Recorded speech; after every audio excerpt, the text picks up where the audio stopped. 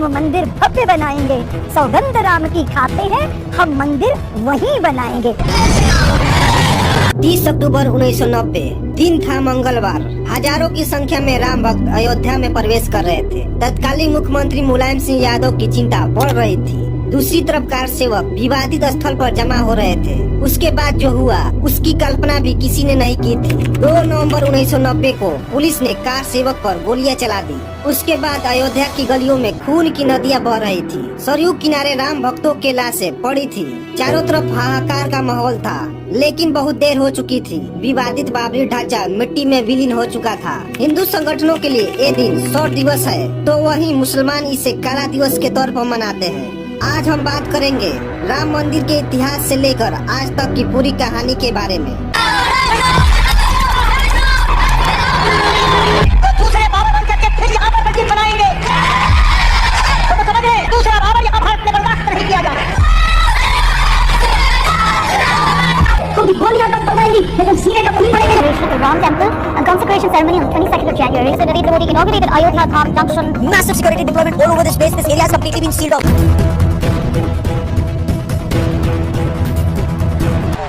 शुरुआत होती है अयोध्या से। अयोध्या के लिए कहा जाता है कि भगवान श्री राम यहाँ पैदा हुए। उनके पिता और उनका यहाँ पर साम्राज्य रहा। भगवान राम के बाद उनके बेटे कुश ने राम का जन्म स्थली अर्थात राम का जहाँ जन्म हुआ था वहाँ उनका एक छोटा सा मंदिर बनवाया। और बताया जाता है कि जो 44 पीढ़ियाँ राम की थी वह भी यहाँ राज किया। समय के साथ चलते चलते ये जो मंदिर थे इनकी हालत जर्जर हो चुकी थी। और यह भी कहा जाता है कि 5th BC में विक्रमादित्य के द्वारा इसे पुनः निर्माण कराया गया था।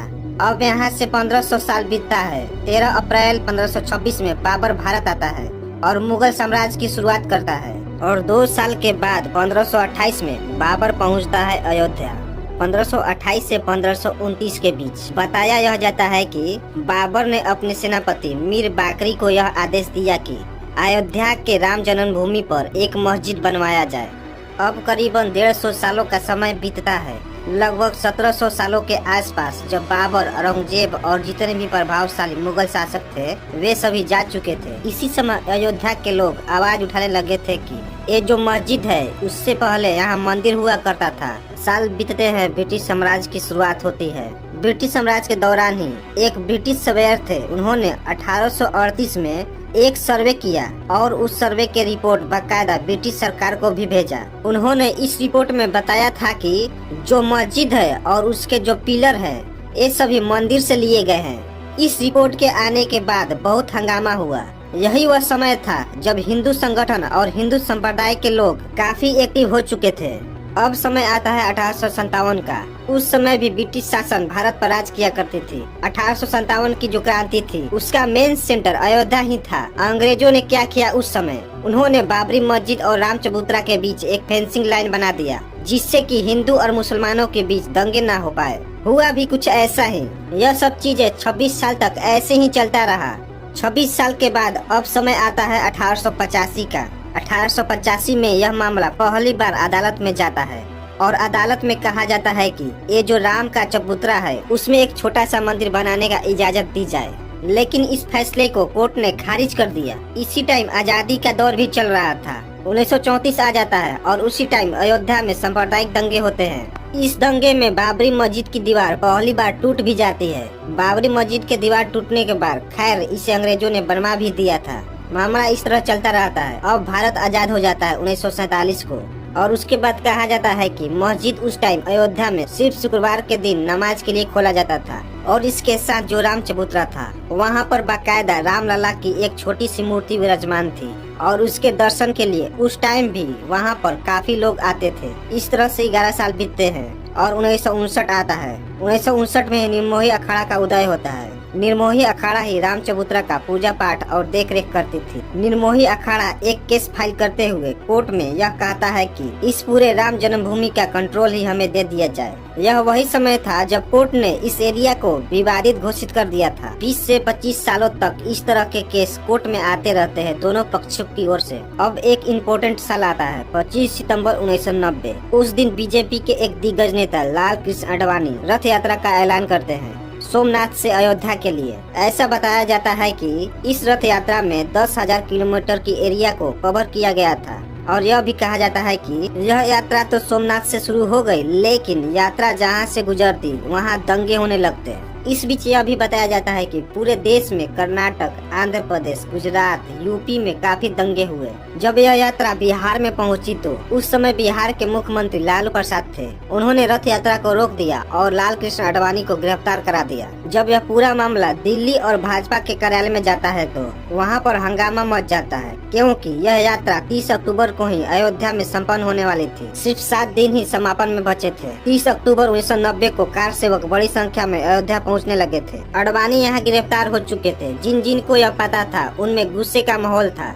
30 अक्टूबर 1990 को जितने भी कार सेवक थे वे मस्जिद के ऊपर चढ़कर अपना झंडा लगा दिए। उस समय उत्तर प्रदेश में समाजवादी सरकार थी और मुलायम सिंह यादव मुख्यमंत्री थे। मुलायम सिंह यादव की तरफ से यह कहा गया कि इन सभी कार सेवकों पर गोलियां चलाया जाए। यह आदेश काफी कार सेवकों की मृत्यु का कारण बना। अयोध्या के गलियों में खून की नदियां बहने लगी। सिपाहियों ने जिस तरह गोलियां चलाई कार सेवकों की छाती पर, रक्त रंजित अयोध्या की गली में। यह सभी स्थिति देखते हुए बीएचपी के नेता दिल्ली में मीटिंग करते हैं और मीटिंग के बाद यह ऐलान किया जाता है कि पूरे देश भर में 6 दिसंबर को कार सेवा दिवस मनाया जाएगा।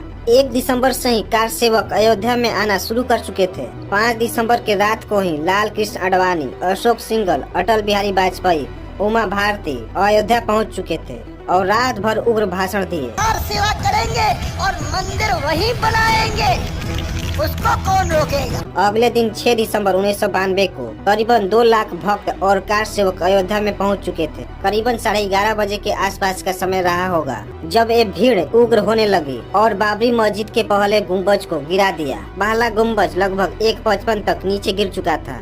उसके बाद लगभग 1.5 घंटे के बाद दूसरा गुम्बज भी ध्वस्त कर दिया गया और 5 बजते बजते आखिरी गुम्बज को भी गिरा दिया गया। जो लोग मस्जिद तोड़ रहे थे वे लोग मस्जिद के तोड़ने के बाद वहाँ पर रामलला की छोटी सी मूर्ति रख देते हैं। जब यह खबर सरकार तक पहुँचती है तो सरकार को बहुत बड़ा झटका लगता है। इसके साथ ही पूरे देश में पैनिक की स्थिति बन जाती है। 6 बजे तक यूपी में प्रेसिडेंट रूल लागू कर दिया जाता है। इसके बाद देश के अलग अलग जगहों पर दंगे शुरू होने लगे।